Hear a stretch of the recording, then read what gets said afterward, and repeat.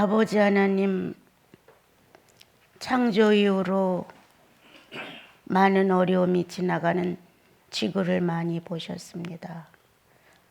천사의 타락으로 하나님께서 고난의 멍에를 치셨고, 아담의 타락으로 생기를 주님 앞에 살려내지 못한 아담의 모습 속에서 성령의 고난이 심했고, 이렇게 천사의 타락과 아담의 타락으로 인하여 그리스도가 고난을 겪으셔야 했습니다. 주님, 노아 홍수 때도 비참한 모습으로 인생의 아우성을 치는 걸 목격하실 수 있었고, 소돔과 고모라가 망할 때에도 주님은 목격자셨고, 이스라엘 민족이 반항하고 불순종하여 하루아침에 수천 명이 온역에 죽는 것도 당신은 보셨습니다. 주님, 나사렛 예수 그리스도를 이 땅에 변해 놓으시고 인류의 모든 진노를 그에게 옮기심으로 자비와 공유를 계속적으로 베풀어 심판이 없는 하루하루를 지금까지 지탱해 주셨습니다. 주님, 다시 한번 지구를 긍휼히 여기셔야 됩니다. 주님, 불쌍히 보셔야만 됩니다. 사람은 한계적이고 유능하다 해도 할 수 없는 일이 허다합니다. 주님, 깊이 생각하소서.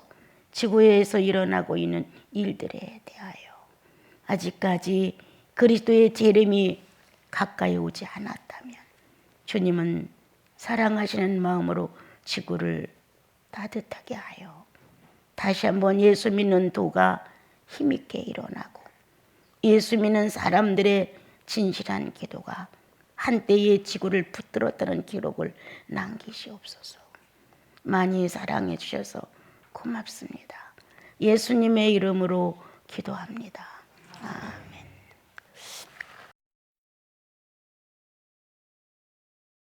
같은 신앙의 모습을 취할 수는 없지만 본질은 똑같은 마음으로 신앙을 갖는 것입니다.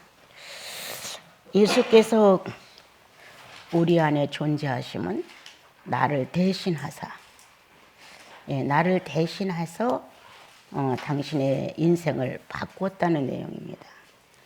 그래서 나와 여러분 동일하게 하나님의 자녀라는 신분의 공통 분모를 갖고 있습니다.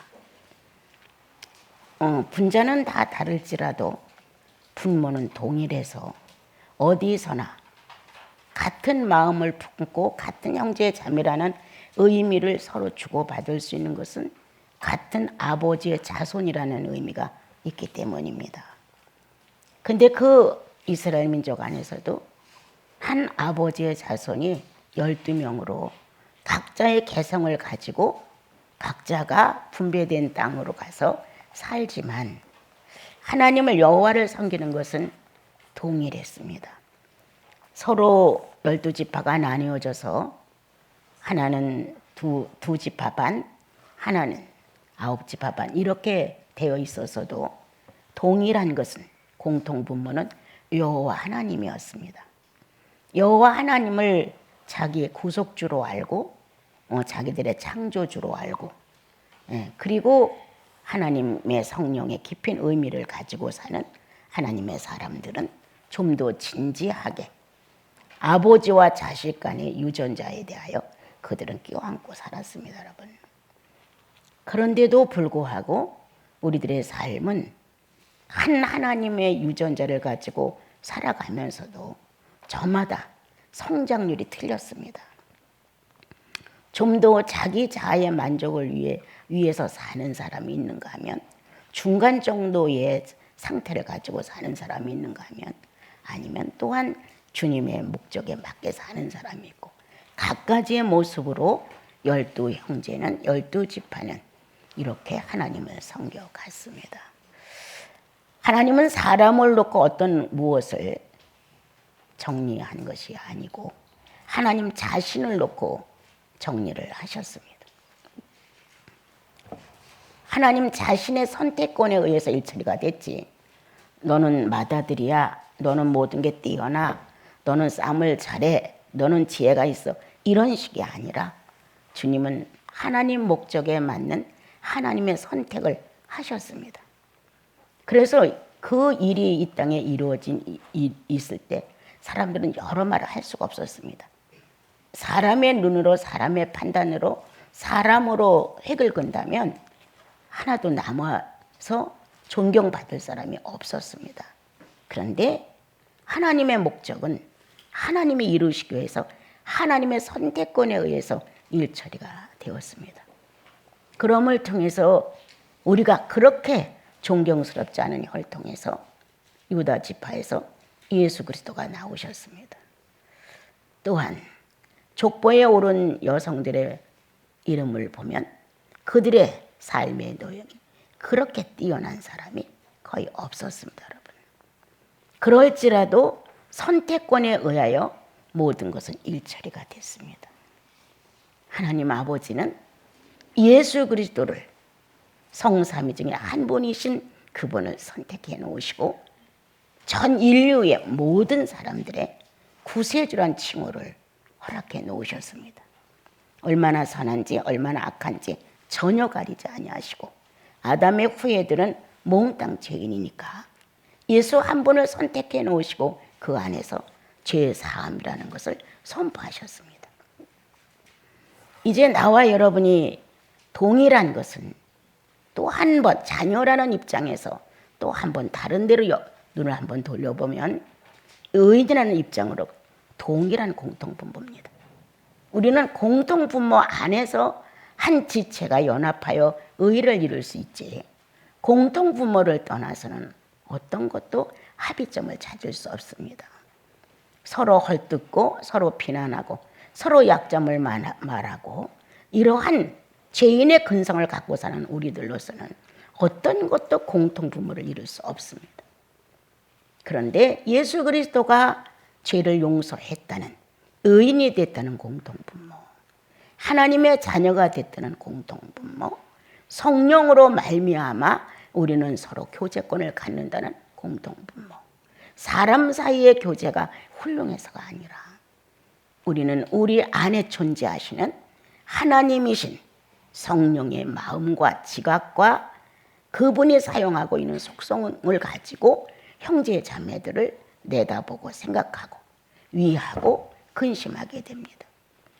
바울은 당신들이 하나 잘못되면 내가 마음이 얼마나 아프더냐 이런 말을 기록했습니다. 아비가 되어보지 않고는 이런 말을 할 수가 없습니다. 내가 얼마나 잠 못 자고 얼마나 굶주리고 얼마나 매를 맞으며 얼마나 쫓기며 당신들에게 복음을 전하기 위해서 내가 이렇게 했습니다. 그런데 그것은 당신들에게는 유익이지만 실상은 내가 내 구주의 소원이었기 때문에 그렇게 했습니다. 이렇게 고백을 했습니다. 여러분, 우리에겐 부인할 수 없는, 거부할 수 없는 확실한 내용은 그리스도로 한 몸이라는 사실입니다. 떼낼래 떼낼 수 없어요. 자를래야 자를 수 없어요. 갖다 버릴래 버릴 수 없어요. 그리스도를 통하여 보이지 않는 영계의 사물계에서 나와 여러분이 한 형제 자매라는 것을 주님으로부터 선포받은 사람들이에요. 그것은 우리가 부인할 수 없는 것은 개개인이 예수 그리스도를 구주로 영접했던 경험의 그 자리에 동일한 축복이 있었다는 거예요. 그걸 내 형제도 내 자매도 나도 먼 데 나라에 있는 사람도 가까운 데 있는 사람도 동일하게 그리스도가 내 구자라는 사실이 전달될 때 내 영혼에는 휘장이 찢어지듯 죄인의 가슴이 찢어지는 흔적이 있다는 거예요. 그리고 그 찢어진 속에서 한 의식이 새로 출발했는데 하나님을 아버지라고 부른 의식이 있었다는 거예요. 그리고 또 한 가지 예수 그리스도가 내 죄를 위해서 대신해서 돌아가셨다는 내용이 믿어진 흔적이 있다는 거예요. 그래서 이 글을 대신 또 뒷받침하는 것이 디도서에 있는 말씀처럼 나를 대신하여 그리고 나를 불법으로부터 구원하시고 나를 깨끗하게 해서 하나님의 선한 일을 열심히 하는 자로 삼으셨느니라. 이렇게 기록을 하셨어요.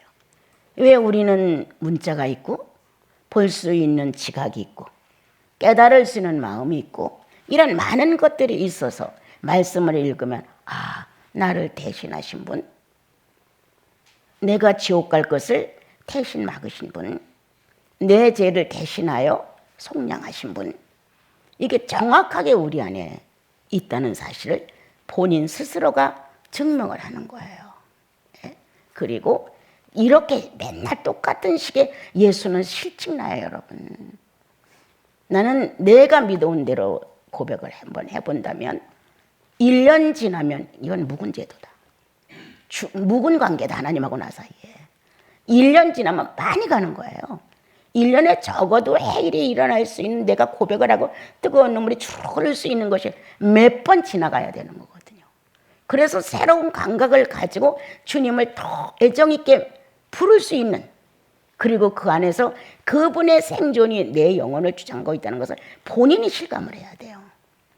그래야 예수 믿는 것이 정말 생동감이 넘치고 활력소가 넘치고 뭐 성령 충만에 기도할 때만 막 뜨겁고 이게 아니라 사생활 중에 은연 중에 계속 함께 가는 것, 주님하고 나고요. 만약 지난번에 말씀드린 것처럼 어떤 기적과 이적이 표현됐을 때 하나님의 임재를 알고 증언할 수 있는 건 누구나 할 수 있다. 그러나 아무런 의미가 없는 것 같은, 그냥 평상시 이렇게 사는 것 같은 이런 삶에서 주의 임재를 인정하는 삶은 틀리다. 모세는 애굽에서 살았기 때문에 이적과 기적과 뭔가 자기를 이룰 정도의 내용에 대하여 여호와를 인정하는 데서 출발을 했어요. 평상시 사생활 중에 주의 임재에 대한 것에 대한 거의 무지했어요. 우리는 예수 그리스도를 구속으로 받아들이는 순간 그분은 내 안가박을 초월해서 임재를 하셨어요. 언제든지 어디에서든지 그분은 존재의식을 살려서 나와 여러분이 하나님의 자녀라는 것을 늘 증명해 주시고 성령이 존재한다는 사실을 늘 일깨워 주셔요. 그러면 우리는 꼭 이적이나 기적을 만나서 어떤 경험이 있고 감동이 오고 감화가 와야만 성령의 임재 사실에 대하여 인정을 하느냐? 그건 아주 어린 신앙이다. 이미도 그리스도를 내 구주로 인정한 그때에 그는 충만히 내 영혼을 덮고 또 덮을 만큼 임재하셨다는 거예요. 그런데 우리는 그런 현상이 일어나고 그런 흔적이 있고 그런 감각이 있을 때는 하나님이야 라고 말하지만 평상시 이렇게 조용한 이 공기의 흐름처럼 대기의 운행처럼 이렇게 느껴지는 상태에서는 내가 주의 임재 속에 있나 없나 별 의미가 없어요. 그래서 언어가 막 나가요. 판단이 흐려져요. 보는 것도 가리지 않고 다 봐요. 뭐든지 내 생각 이런 모든 것들을 막 마음대로 다 써버려요. 왜? 임재라는 사실이 기적과 이적과 내 감각으로 인정될 때는 인정이 돼. 그러나 그렇지 않을 때에는 임재의 사실이 나에게 큰 영향을 미치지 못하고 있다고 생각하는 거예요. 그것은 하나님의 실존에 대하여서 인정함이 부족하다는 거예요. 항상 임재하고 계시다.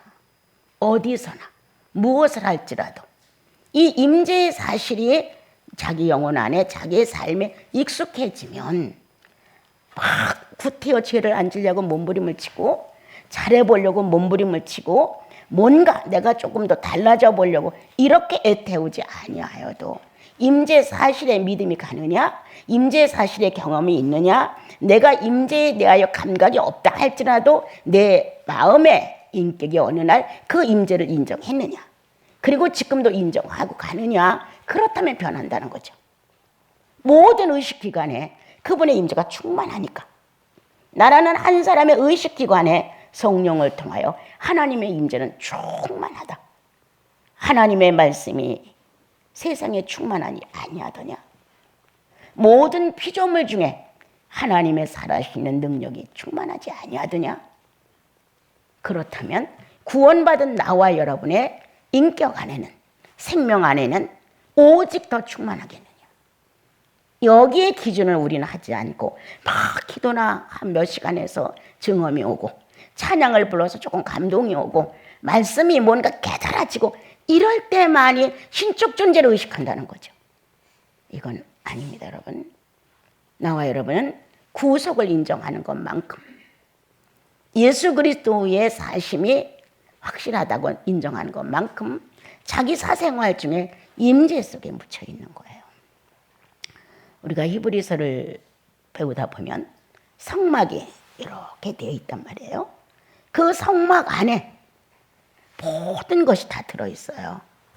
하나님을 섬길 수 있는 예법이 그대로 들어있어요. 그러면 성막은 뭐냐? 주님의 임재라는 거예요. 나를 덮고 있다는 거예요. 나를 덮고 있고 나는 그 임재 안에서 활동하는 거예요. 임재 안에서 사생활을 하는 거예요. 임재 안에서 일생을 마치는 거예요, 그냥. 그런데 우리는 그 임재의 울타리가 없는 것처럼, 임재의 뚜껑이 없는 것처럼, 보호막이 없는 것처럼 그냥 막대 먹은 사람으로 살고자 하는 본능적인 혈이 있다는 거예요. 본능적인 혈의 욕구가. 그래서 임재의 의식을 깊이 안 하는 거죠. 성령 충만을 구하지 말고 차라리 임재 의식을 찾아라. 성령 충만 구하지만 성령 충만 줘도 쓸 줄을 몰라. 성령 충만 충분히 각자가 어느 결연가 자신도 모르게 경험을 했다고 해도 그걸 유용하게 얻다가 어떻게 나열을 해서 그거를 가치 있게 하나님 앞에 기쁨이 될 수 있도록 해드리냐. 천만의 말씀. 성령 충만은 자기 요구에서 끝나버리는 거예요. 그런 쓸데없는 성령 충만 구하지 말고 차라리 주의 임재 의식을 찾아라. 예. 뭐가 느껴져서가 아니다. 감동이 돼서도 아니다. 감화를 받아서 아니다. 기적과 이적이 내 눈에 나타나서 결코 아니다. 구원과 함께 존재하는 그분의 전지전능의 무소부재의 이 놀라운 사건을 그대로 인식해봐라. 그러면 그 안에서 임재와 함께하는 내 인격은 자꾸 그분의 요구를 이루고 싶어하는 소원이 생긴다는 거예요. 오늘 주님은 우리들에게 갈라디아서를 통해서 아주 멋진 고백을 하게 하셨어요. 예. 내가 지금 사는 것은 나를 위해 사는 것이 아닙니다. 라고 고백하는 것. 나는 그리스도와 함께 십자가의 못을 박았습니다. 이제 내가 산다고 하는 것은 하나님의 아들을 믿는 믿음 안에서 존재하고 있습니다. 이렇게 신앙의 어떠한 골자를 아주 큰 대목으로 탁 붙들어서 고백을 하게 됐어요. 나와 여러분들도 이와 같은 찬양을 많이 부르면서 때때로 거칠어진 영혼이 좀 심각해지고 사납고 산만했던 영혼이 청숙해지고 내 자리를 뭔가 이러한 찬양 속에서 찾는 모습들을 발견할 수가 있습니다. 하나님의 아들을 믿는 믿음 안에서라는 것으로 제목을 잡았습니다, 여러분. 하나님의 아들이 어떤데? 여러분들의 사고와 여러분들의 개념은 하나님의 아들이 어떻다고 생각하느냐? 우리 성경주로 한번 돌아가서 1. 그는 여자의 후손이다. 나와 나에게 유익을 주고 기도를 응답해주고 재산을 불려주고 건강을 보자고 이런 게 아니라 성경대로 가보자. 뭘 믿어야 되나? 하나님의 아들 무엇을 믿어야 되나? 1. 그는 여자의 후손이었다. 그는 말씀이 육신되어 오셨다. 2. 3. 혈과 육으로 나지 않고 성령으로 잉태됐다. 이러한 예수 그리스도에 대한 그런 대속물이었다. 그는 하나님의 독생이었다. 이렇게 5가지로 예를 들어 각자가 지식을 안고 있다 합시다. 예수님은 여자의 후손이야. 남녀의 결합을 통해 나온 게 아니야. 자연의 순리를 쫓아 나온 것이 아니야. 라고 여러분들이 어떤 지식을 한 토막 가졌다 합시다. 말씀이 육신되어 오셨대. 그가 사람의 모양으로 진리신 그분이 하나님의 속성이라는 것은 사람은 이해할 수 없는데 그 신비가 사람으로 육체를 입었대. 혈과 육으로 나타나지 아니하고 성령으로 잉태됐대. 이렇게 그는 대속물이야. 어차피 죽으러 왔어. 뭔가 우린 지식이 있단 말이에요. 그는 하나님의 독생이야. 이렇게 그분을 한 가지로 모아서 5가지의 지식을 우리들이 이론적으로 문자적으로 안다고 해도 여러분들은 현실에서 그리스도를 피해갈 수 없습니다. 이 말씀은 생명력이 있고 얼마만큼의 큰 능력과 창조주로서의 책임 있는 일을 하시는지 우리는 피해갈 수 없습니다. 교회를 그냥 막대먹은 사람으로 다닌다면 몰라도 그렇지 않은 한 이 3가지 독생자 예수 그리스도이신 하나님이신 이분이 가지고 있는 이 5가지의 하나님 아들로서의 모습을 피해갈 사람은 아무도 없습니다. 그럼 나는 어디에 지식이 가장 경험이 있느냐? 첫 번째, 5번째, 3번째. 어디에 경험이 가장 내 일생을 예수 믿어오면서 감동적이었느냐? 지금도 그러한 예수 그리스도의 하나님의 아들의 신분에 대해서 전달이 될 때 뭉클하다, 뻐근하다, 뭔가 나를 전율시킨다, 기쁨이 솟는다, 차분해진다, 뭔가 잘못했다는 의식이 나를 살려낸다. 여러 가지 방법으로 나와 여러분을 예수라는 하나님의 아들이라는 그분의 신분에서부터 파생되어 오는 엄청난 능력이 있다는 거예요. 어떤 걸로 나는 지식을 쌓고 있었을까? 대속물로, 독생자로, 아니면 여자의 후손으로, 성령으로 잉태된 자로, 뭔가 말씀이 육신되어서 온 자로, 어디 이 5가지의 종목 안에 여러분들은 각자가 은혜를 받았던 자리들이 있을 겁니다. 각자가 그 5 분야 중에서 어느 분야가 가장 더 내 영혼을 크게 울린 경험들이 있을 수도 있습니다. 이게 신앙의 중심이 되느냐예요. 나는 대속물이 가장 은혜로웠어. 가장 나를 많이 울렸어. 가장 나를 많이 힘겹게 했어. 내가 이 예수 그리스도를 정말 바르게 믿어야 되는데 라고 생각하며 어느 때는 무거울 수도 있었다. 그렇지만 대속물이라는 거기에서 내가 경험을 하면서 나는 그분이 그와 같은 대신 죽어주고 나를 살려내셨다는 사건을 나는 내 영혼에 엄청난 재산을 알고 있다. 저마다 가진 게 있다는 거예요. 그럼 그걸 하나를 최고의 은총을 받은 한 장면 하나를 각자가 크게 소유하고 있다. 그거 하나만이라도 난 살려달라는 거예요. 그 하나만이라도. 하나님의 아들을 믿는 믿음인데 그 하나님의 아들이 어떤 분이었냐 이거예요. 이 5가지의 모습을 하나님의 아들이 지니셨어요. 그 외에 뭐 부수적인 것도 많이 있지만 그럼 이 중에서 나는 어디에서 가장 많은 은혜를 받는다. 어디에서 가장 많이 내가 새로워진다. 어느 정도의 내용을 들을 때 거기서 내가 다시 한번 회심이 된다. 뭔가 역사성이 자기 영혼 안에 존재한다면 그것이 자기 신앙의 생활화가 돼야 된다. 네, 생활화가 돼야 돼. 그래서 자기 안에서 그와 같은 것이 믿어지는, 활동하는, 그냥 막연히 주여 내가 믿어요 이런 식이 아니라 그 아들이 5가지의 요소를 가지고 사셨는데 내가 어느 한 분야에 가장 큰 은총을 받았다면 그 받은 것이 내 안에 생활화가 돼야 된다. 생활화가 되면서 그것은 신앙에 변질될 수 없는 근본을 이루어주고 있다. 어느 사람은 대속물로, 어느 사람은 독생으로, 어느 사람은 처녀가 잉태됐다는 사실로, 어느 사람은 여자의 후손, 저마다 다 달라요. 이게 아들 예수 그리스도가 가지고 있는 전부라는 거예요. 일생에. 이거를 통해 대속 사업이 이루어진 거란 말이에요. 그러니까 나와 여러분에게는 예수 그리스도의 행적 속에서 신앙이 서야 된다는 거예요. 어처구니 없는 것. 우리는 우리의 욕망 때문에 신을 찾지요. 신 자체가 존재하고 있기 때문에 찾는 게 아니라 내 욕망 때문에 신을 찾습니다. 그래서 변화를 안 하는 거예요. 처음에 나와 여러분이 그리스도가 십자가의 못을 받고 죄를 용서하고 천국 가게 해줬어 라는 말에 우리는 이해라고 받아들였어요. 그러면 그의 죽음이 어떠했고 그의 탄생이 어떠했고 그의 성천이 어떠했고에 대해서 그분의 일생에 대해서 교회를 다니면서 낱낱이 배운다는 거예요. 그러한 사실이 우리 안에 올 때 뭔가 새롭게 뭉클거리고 오면서 나를 바꿔놓는 게 뭐냐? 나를 위한 하나님이냐 하나님을 위한 나냐로 바꿔놔야 돼. 안 바꿔.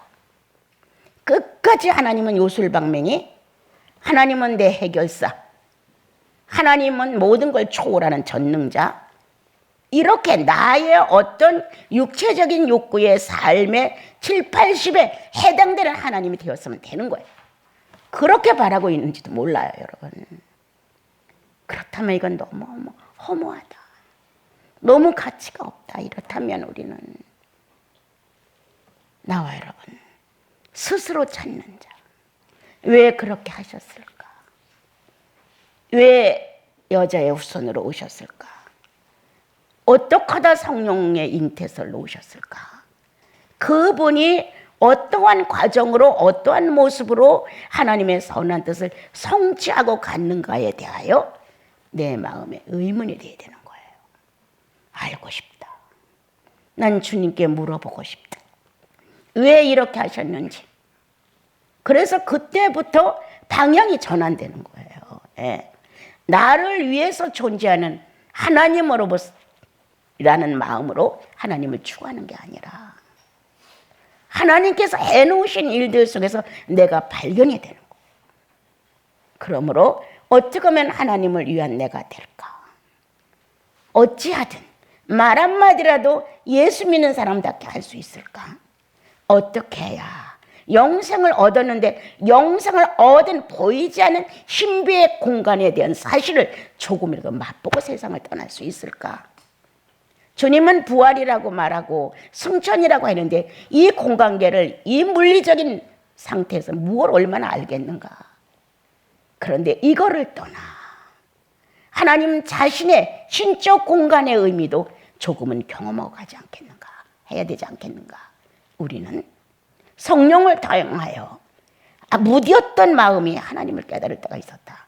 성령을 통하여 단단했던 마음이 눈물이 흘린 적이 있었다. 성령을 통하여 잘못에 대한 뉘우침을 몰랐는데 시간이 가오는 날 말씀이 떨어졌을 때 내가 가늠한 여인으로 죄인을 깨달았단 말이에요.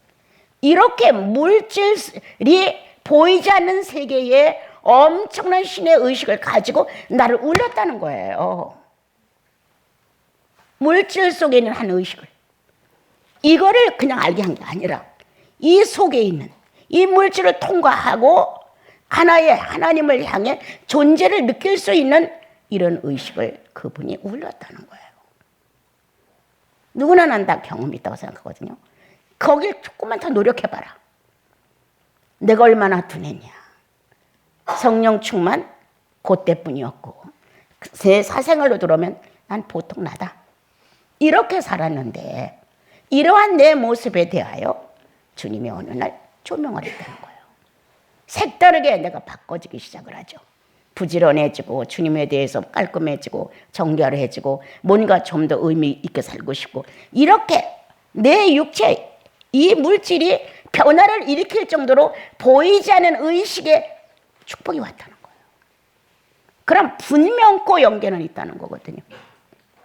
내가 노력해서 움직여진 거 아니에요. 누가 나에게 방법을 제공해서 알려진 것도 아니에요. 무엇을 어떻게 하는 방법은 아니에요. 그분이 어떻게 하셨어요. 그분이 어떻게 하심으로 지독한 물질인 내가, 이루 말할 수 없는 물질인 내가 신비의 세계의 어떤 의식으로 감동을 받고 마음이 바뀌어졌다는 거예요. 이와 같은 경험들이 나와 여러분들 속에 있다면 가능하다, 누구든지.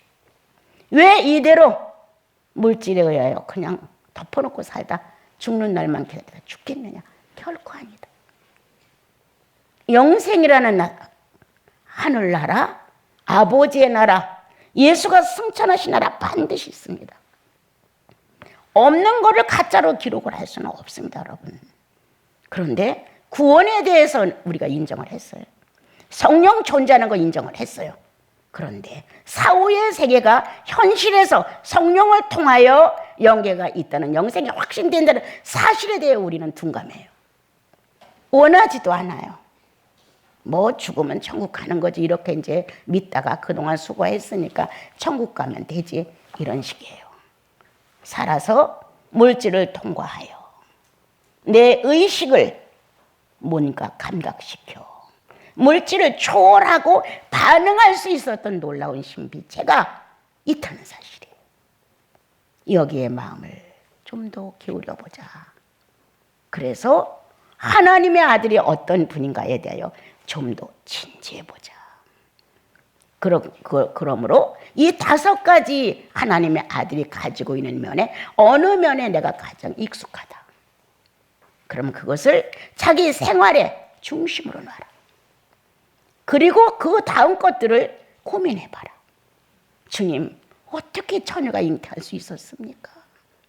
처녀가 잉태하여 아들을 낳아서 나에게 주려고 그렇게 하셨습니까? 뭔가 관계를 좀 맺으라는 거야. 주님하고 자기하고. 그래서 하나님의 아들이 어떤 분인가를 확실하게 갖고 있어라.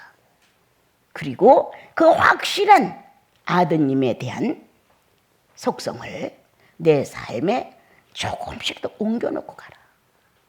조금이라도. 우리가 속성을 배우고 모든 오관과 오성과 이런 걸 배우면서 그런 거를 주님을 위해 써야 된다는 의식조차도 우리 안에는 거의 없는 것 같은 거예요. 너무너무 무식한 나로서는 이 5가지 예수님에 대한 내용에 대하여 나는 참 몰랐어요. 엄청 몰랐어요. 그래서 엄청 애원을 했었어요. 어떻게 말씀이 육신되어서 올 수가 있단 말입니까? 부정하려는 마음은 아니라 내가 인식이 안 됩니다, 주님. 주님이 하신 일을 갖다가 내가 거부하려면 절대 아닙니다, 주님.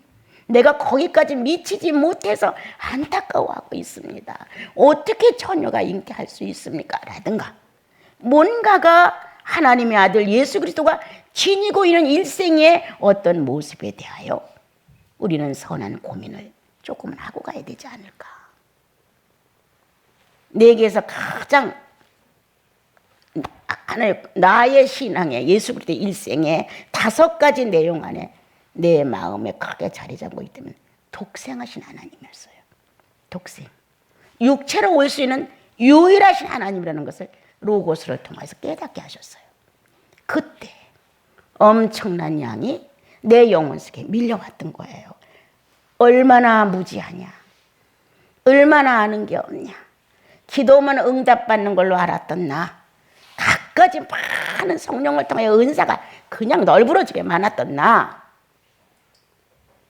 거기에 난 그냥 머물러 있었는지도 몰라요. 그런데 주께서 내 영혼 안에 갈급증을 허락하셨어요.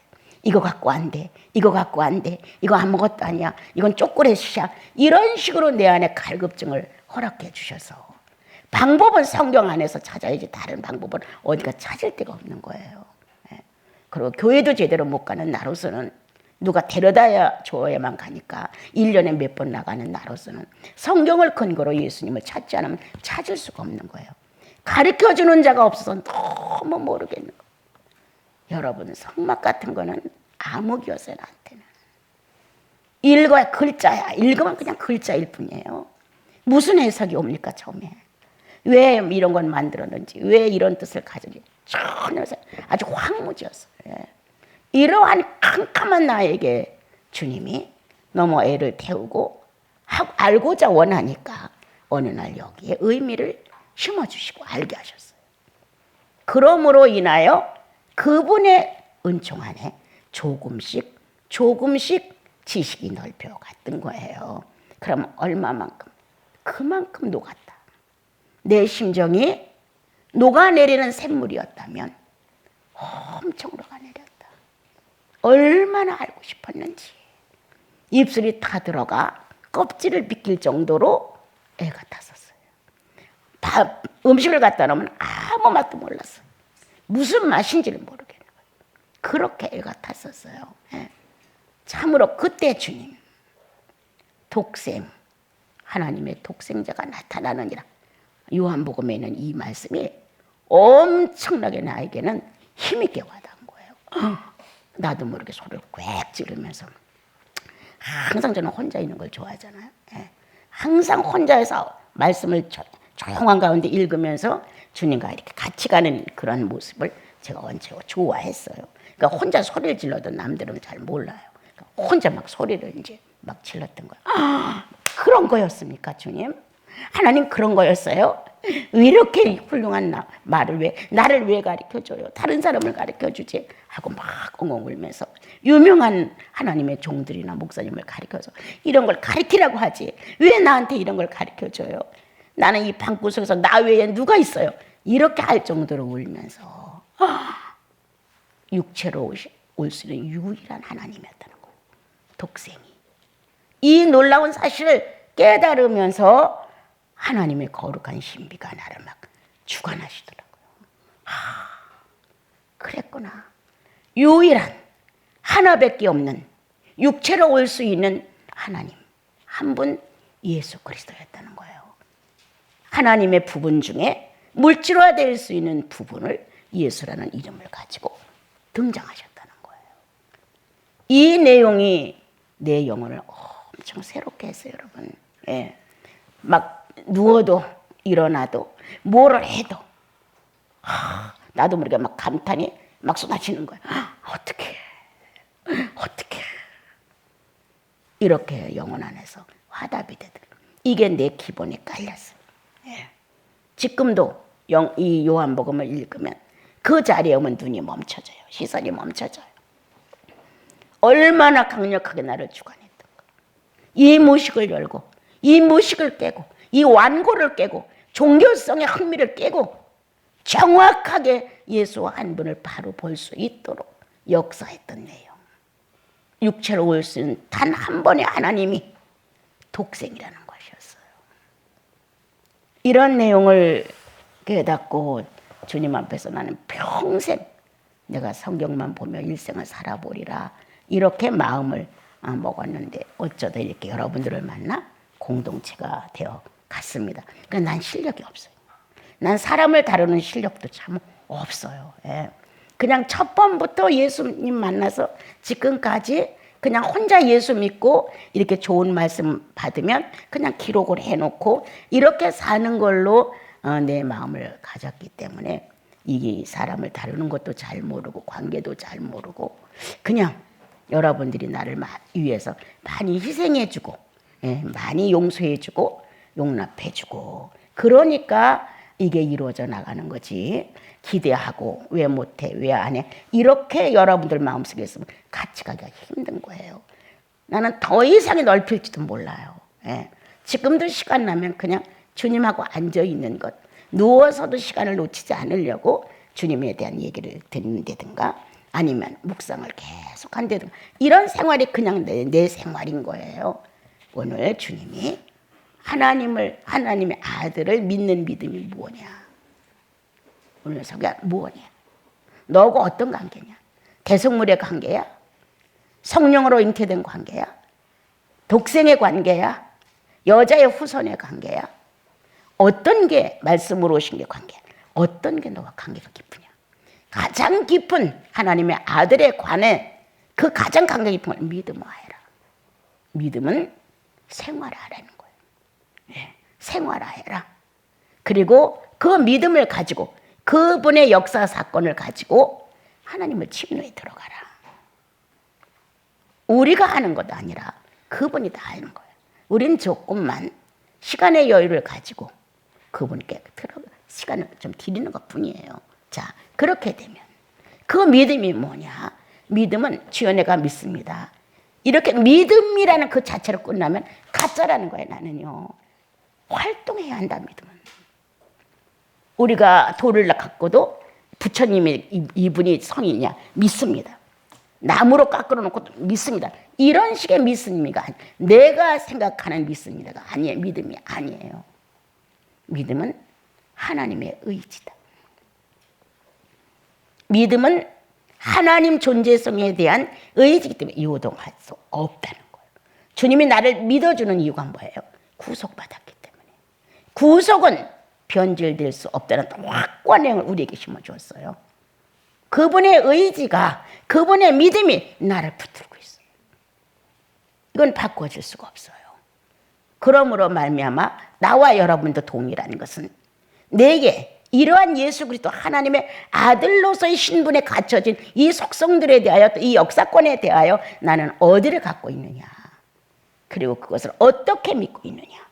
종교성에 의해서 내가 믿습니다로 끝나느냐, 생활화하느냐, 대속물로서의 예수를 깨달았느냐, 그 면에서 생활화해봐라. 그 면에서 인격으로 해봐라. 표현을 해봐라. 독생자로 깨달았느냐, 그럼 하나님의 독생 육체로 오신 예수 그리스도를 어떻게 나를 대신해서 죽었는지를 한번 경험해봐라. 작은 말도 못 참아, 자그마한 손해도 못 참아, 어떤 것도 내 거라고 하는 것에 대하여 야꾸만한 자존심도 양보를 못해 내 거라는 자의 덩어리에 뭉쳐서 하나도 이루지를 못한다면 무슨 이게 신앙인이냐. 주님은 오늘 하나님의 아들을 믿는 믿음 안에서, 믿음 안에서 함께하는 것이다 라고 우리에게 가르쳐 주셨어요. 그래서 나와 여러분이 현실을 살아가면서 나는 예수님을 어디에다 중점을 놓고 하는 거야? 나는 예수님을 하나님의 아들이라고 믿는데 어떤 내용을 놓고 아들이라고 지금 내가 믿는 거야? 한번 돌아보세요. 이 5가지 내용 중에서 나는 어디에 프로스를 가장 많이 갖고 있는지, 그럼 그 많은 프로스를 가지고 있는 비율에다가 난 생활하고 있는 면이 몇 프로나 나오는지도 한번 좀 확인 좀 해보세요. 그리고 늘 성령과 깊은 교제를 일하면서 쉬면서 어찌할지라도 마음을 뺏길 수가 없는 거니까, 그렇게 해서 우리는 믿음이라는 것을 단순히 어떤 종교를 그대로 인정한다 이런 게 아니라 우리들의 믿음은 하나님의 의지를 닮아간다는 거예요. 하나님의 의지를 발휘한다는 거예요. 예수 그리스도가 해놓으신 사건, 예수 그리스도가 해놓으신 역사, 예수 그리스도가 이 땅에다 증명해 놓은 내용들을 가지고 나는 신앙생활을 한다는 거예요. 여러분들 동일해요. 이렇게 동일한 신앙생활을 해가면서 말로만 하지 말라는 거예요. 말로만 여자의 후손이 어쩌고 하지 말라는 거예요. 말로만 대속물이라고 말하지 말라는 거예요. 실제로 해라는 거예요.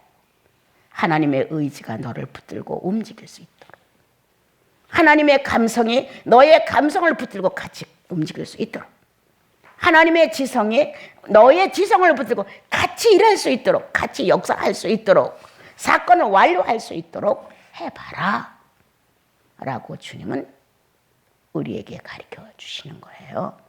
오늘 나시는 우리 식구들 무능한 사람 되지 마십시오. 우리의 날수가 얼마가 남았는지 누구도 예측할 수 없지만 살아있는 날까지는 성령의 사심에 대하여 확인하고 사십시오. 좀 확인 좀 해보세요. 그냥 물으로도 그냥 흘러가지 말고 마음 안에서 이분의 살아있음이 내 육체가 사는 날까지 같이 하시는 것인데 이 증험을 각자가 다 경험해 보십시오. 그리고 영생과 더불어 사는 삶이 영생 없는 사람과 똑같으면 안 됩니다, 여러분. 영생 있는 사람은 영생 안에서의 체질이 있습니다. 거기에 법도가 있습니다. 거기에 생태계가 있습니다. 그 안에서 새로운 성삼위일체가 되시는 그분과 함께 동고동락하는 내용이 반드시 있습니다, 여러분. 그러므로 하늘에 있어도 땅에 있어도 우리는 그분 안에 있다는 사실입니다.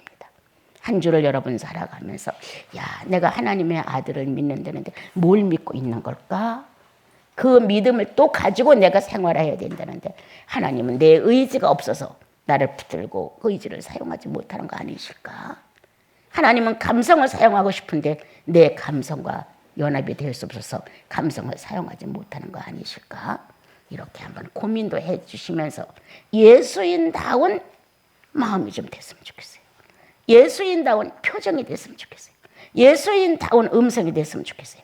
예수인다운 나와 여러분의 흔적이 되어서 주님이 기뻐하는 여러분들이 됐으면 참 좋겠습니다.